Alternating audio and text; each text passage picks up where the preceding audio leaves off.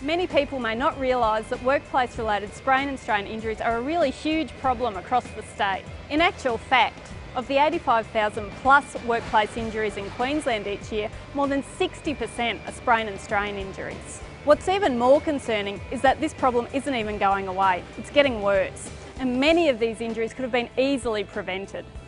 Sure, we realise each workplace is unique, and as such, there's no one-size-fits-all solution to prevent these type of injuries.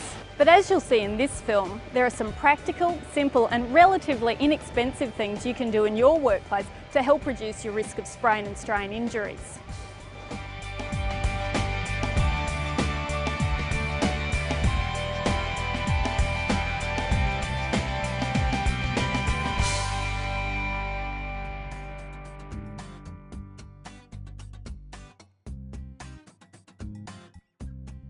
Anything that involves physical exertion, I would say, is a manual task.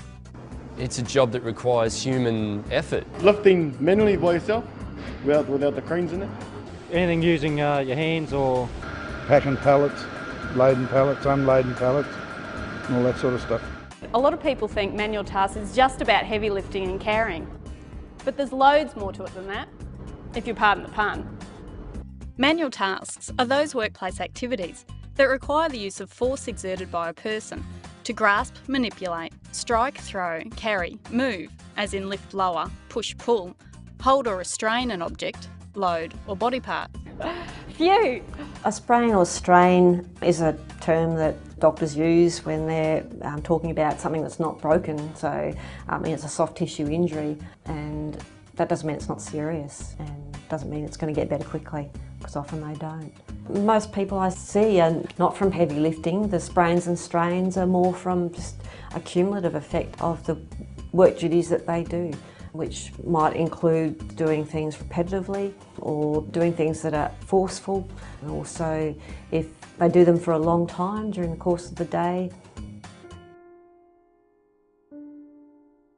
I was actually in the process of lifting a 60 kilogram cake, which is a compressed washed linen, and realised pretty well straight away that there was a problem.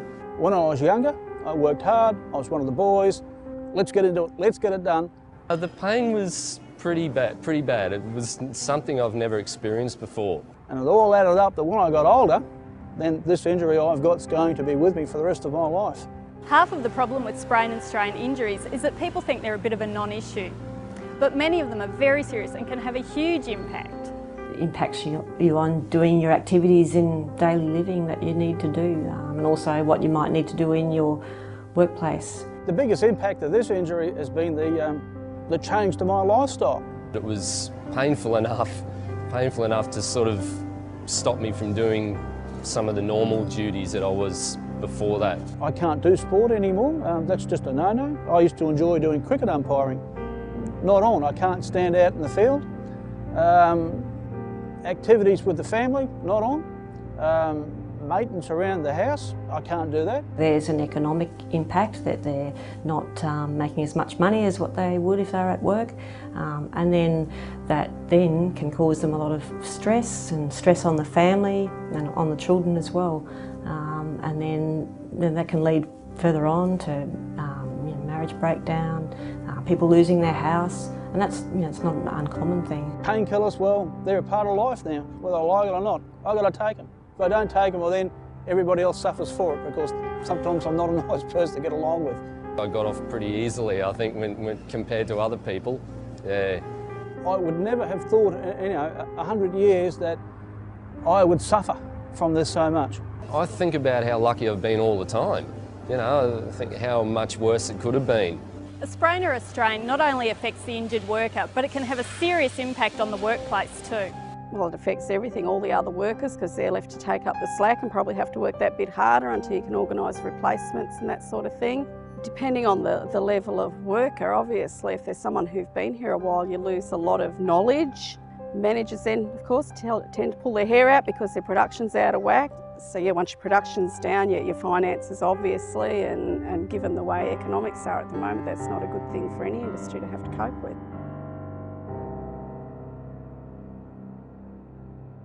It's good to see something that's actually usable and understandable, even for people like me, and that you can include the guys down the back. Although a lot of workplace activities are manual tasks, not all of them are likely to cause an injury. There are heaps of ways to identify which manual tasks are risky and what you can do about them.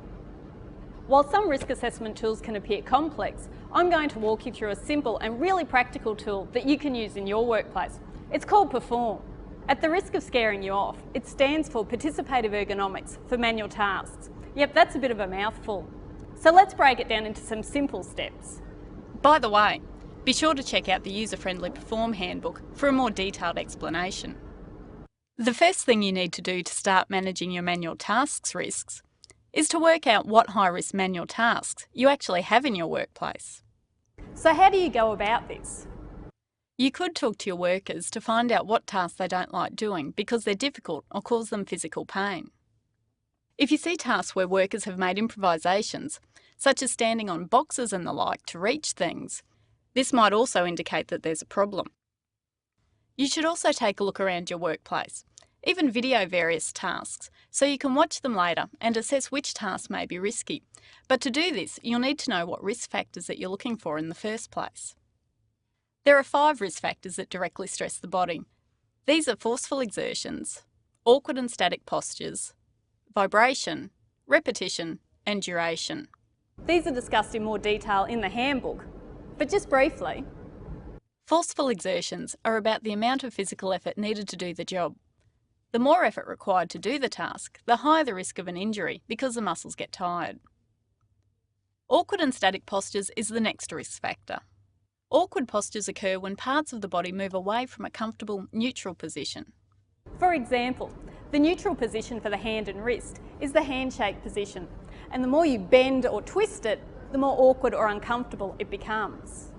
Static postures refer to postures where a part of, or the whole body, is kept in the same position for a long period of time. Repetition means making the same types of movements over and over again. Duration relates to the amount of time it takes to do a task without a break. Duration becomes a risk if the task is done for more than an hour at a time. The last of the 5 risk factors is vibration, and there are 2 types. The first is whole body vibration, which normally results from sitting or standing on a vibrating surface, for example a forklift, dozer, tractor or platform. Hand-arm vibration is caused by holding on to vibrating equipment, such as grinders, drills or jackhammers. This is particularly risky if the equipment isn't maintained properly. Okay, just to check, can you identify the risk factors in the following scenes?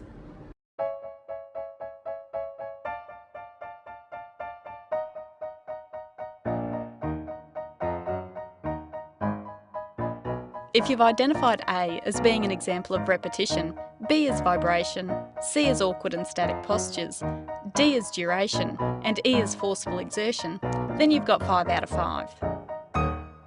Now that you know what the 5 risk factors are, you'll find it much easier to identify the tasks in your workplace that have a high risk of sprain or strain injuries. Once you've spotted the task to improve, the next thing to do is to work your way through the 3 steps of the Perform risk assessment tool. The first of these steps is to talk to your workers to gather the background information that you'll need to complete Worksheet 1, which is at the back of the handbook. The next step is to fill out Worksheet 2, which you'll also find at the back of the handbook. The first thing to do here is to work out what parts of the body are affected by the task that's being performed. Again, you should ask your workers about where they feel sore or tired after performing a task. Or you can observe them performing the task to see if any of the other risk factors we talked about earlier are there. Now you need to mark these affected areas on the body map on Worksheet 2. If you think that several parts of the body have the same risk, for example the hand and wrist, you can group them together. If you're unsure, just rate each body part separately. If you decide to assess more than one body part or group, you can mark them on the body map in different colours to keep better track of them. The second part to completing Worksheet 2 is to rate each risk factor. This is done separately for each part of the body that you identified on the body map. The rating scale is from 1 to 5, and the higher the rating, the higher the risk. The third and final step at this point is to identify suitable controls for the risks in the task that rated the highest. From someone who's had a lot to do with heavy manual tasks, I guess, it's certainly easy to use and it's quick. It really is fast. It allows buy-in from the workers, which is 3/4 of the problem half the time. If they can see some benefit, it certainly helps you. So let's put all this into practice. We're going to look at the example of unloading a pallet with the help of Jane. Jane's a safety officer at a supermarket. Before kicking off the 3 perform steps, Jane firstly pinpointed a problematic task in her workplace, unloading a pallet. She saw this task as being risky because workers have experienced injuries or pain during or after unloading activities. Jane then followed the first perform step and gathered some background information about the task from the workers to help her fill out worksheet 1. For this example, they receive 10 pallets a day, 3 days a week. It takes 2 to 3 hours for 6 workers to complete the task. Step 2, and Jane's now on to worksheet 2, where she needs to identify which parts of the body are affected and how she'll group them together. Jane has seen the potential trouble spots are the lower back, shoulder and the hand and wrist. The hand and wrist have been grouped together as they have similarities in their movements, position and effort. The next thing she does is rate each risk factor for each body part. Exertion has been rated as a 4 for the shoulder, as there is a substantial amount of effort needed to move the boxes and the movements are fairly quick. Awkward posture has also been rated as a 4, as the worker is reaching to one side of the body when picking up the boxes. There's no vibration involved in this task, so we can rate this risk factor as a 1 for all body parts. The task takes 2 to 3 hours to complete, which fits in the 5 category for duration because it's greater than 2 hours. This rating is the same for all body parts. The cycle time, which is the time it takes to pick up a box, put it on the trolley and go back to get another one, is 5 to 6 seconds, so this would fit in the 5 category for repetition because it's less than 10 seconds. The workers and Jane have completed the ratings for each of the other body parts. Now that she's finished assessing the risk factors, she determines where the highest risks are. From the form, we can see that exertion and awkward posture for the shoulder and lower back, and duration and repetition for all body parts, rated in the 4 or 5 categories, and need to be controlled very soon.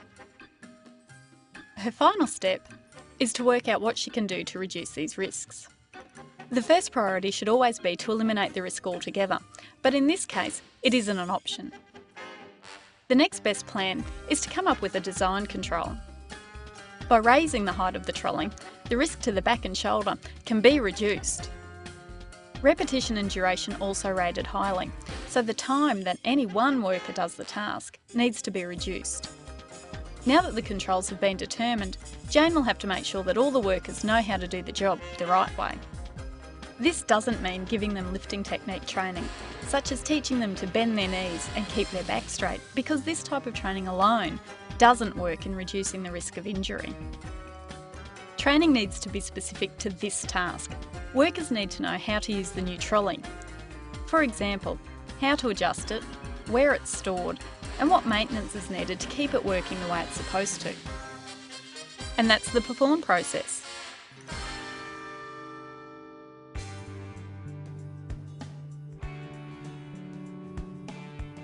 As we've seen in this film, identifying risks and putting in control measures for manual tasks doesn't have to be difficult or costly. In most cases, simple, inexpensive measures can result in huge improvements to safety in your workplace. Safety is not only good practice, it's good business. I think using perform has made productivity a whole lot better. The financial performance of the organisation has increased 500% since we've implemented these programs. Like, there was a setup cost, you know, different jigs and all the rest of it, and retraining workers, but it is going to pay off. Our employees also know that we value them. If we want our employees to show the same level of commitment to the product that we send out, then we have to show that same level of commitment to them. All I can say to anybody else faced with maybe circumstances I had, if there's a better way to do it, do it. Don't put yourself in a situation where you're going to suffer the recurring pain that I've got. Work safe, home safe. For more info or copies of the Perform Handbook and worksheets, please visit worksafe.qld.gov.au or call the Workplace Health and Safety Info line on 1300 369 915.